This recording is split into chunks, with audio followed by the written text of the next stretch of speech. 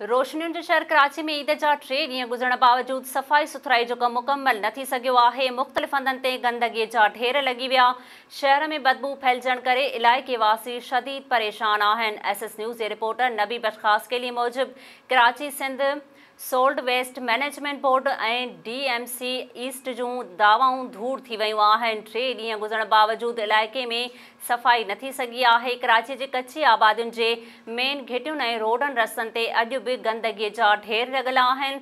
ज़िले municipal corporation east जो अमलो ईद जा 3 ॾींहं ग़ाइब रहियो। सोहराब ॻोठ टाउन जे लासी ॻोठ, जुमा बाज़ार, वज़ीर बिरोही ॻोठ, फ़कीरा ॻोठ, गुल ॻोठ ऐं सैफल शोरो ॻोठ जे मेन घिटियुनि में बरसाती पाणी ऐं गंदगीअ जा ढेर लॻल आहिनि। इलाइक़े वासियुनि सिंध हुकूमत, वज़ीर बल्दियात, एडमिनिस्ट्रेटर कराची मुर्तज़ा वहाब ऐं DMC ओभर खां बरसाती पाणीअ जे नेकाली ऐं इलाइक़नि मां सफ़ाई सुथराई जो मुतालबो कयो आहे।